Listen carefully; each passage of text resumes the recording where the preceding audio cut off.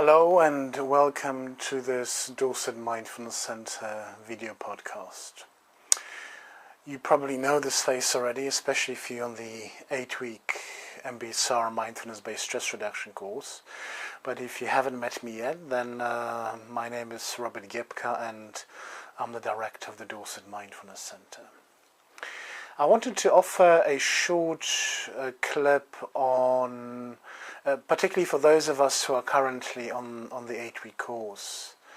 It's coming to week 7 of the course and we have done the day retreat.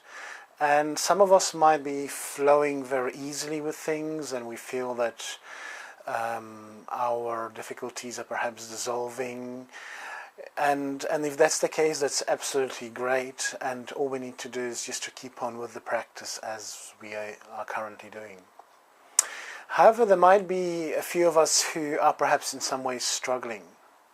We might find that we can perhaps feel a bit overwhelmed or a bit raw, and especially after the day retreat, we might feel that all of a sudden we are confronted with all the things that we have perhaps forgotten or in some way managed to distract ourselves. So how can we begin to work with this kind of situation, especially if you find yourself perhaps locked in or in some way overwhelmed by your difficulty, whether it's a physical condition or an emotional condition? Well, I think the first thing to remind ourselves is that with mindfulness we are not aiming to get rid of the problem. We're not aiming to rid ourselves of the difficulty. Rather, we are learning to live well with it. And the idea that we can somehow cut it out or get rid of it or just for it not to be there is in a way not helpful, because what it does is it makes things worse. So we can, from the start, from the onset, just cultivate this idea that we are learning to live well. We are learning to live well despite our condition. In a way, we are like the cracked pot who can begin to discover its uniqueness because it is cracked and not because it is perfect. Now this is obviously much easier said than done. Well, how can we begin to explore this, especially when we feel overwhelmed? This is very much the point where a lot of people quit practicing mindfulness because they feel, well, they're actually not getting better. So why would you even want to stay tuned into this process? Why would you even want to continue the practice? And I guess that's a very reasonable and very good question. And I really don't know what the answer is for you. Why should you continue? But what I can say from personal experience and from clinical experience is that my journey recovering from my difficulties has been very much a kind of it hasn't been a steep upward gradient, like always getting better. It's been almost like dips, ups and downs, ups and downs, ups and downs, but it has been kind of getting better over time. So this is the first thing that we can remind ourselves, that this is how recovering from stress or from illness is. It's filled with ups and downs, and it is a process. The second thing that can be helpful is to understand that we need to, in a way, develop this capacity to move through our pain.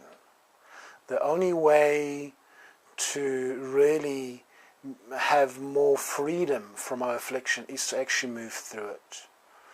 To move through the emotions, through the difficult challenges, because it is there that we can find some kind of resolution. We cannot bypass it. So if you are finding yourself overwhelmed, well, what can you do in this moment? Well, the first thing is to just carry on with the practice. And whether that's a 45-minute body scan or a 10-minute once or twice a day or a 3-minute breathing space, or even just the mindful movement that is included in this email, the link. It's a mindful movement done with Linda Kinsella, whom you've met already. even if you just do that, that will help you to develop this connection with a space within your body where there's more neutrality, where there's more ease. And usually that is the feet or the hands, but it can be any part of the body.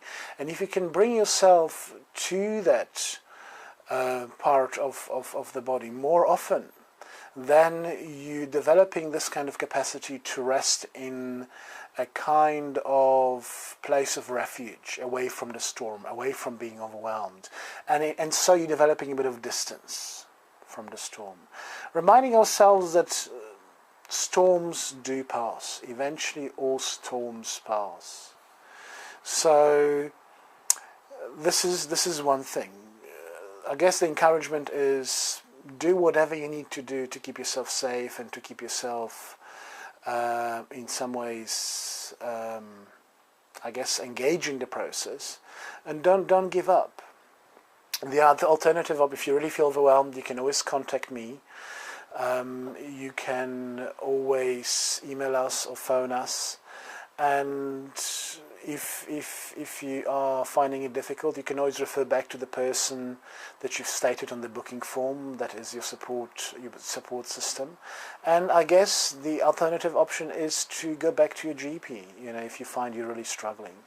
But I hope that you will not isolate yourself and just give up completely, because this is really a process.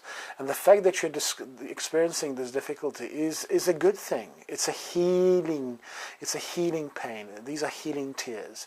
As long as we don't get stuck or locked in that for too long, and can stay committed to the process, the discovery of what mindfulness means to you and how it can really help you in cultivating this sense of greater ease and well-being despite of your difficulty. So I hope this has been helpful in some way, and again, if you feel you need to, get in touch with us, and remember, on this email there is a link to the Mindful Movement with Linda, so even if you just do that once or twice a day, that is good enough.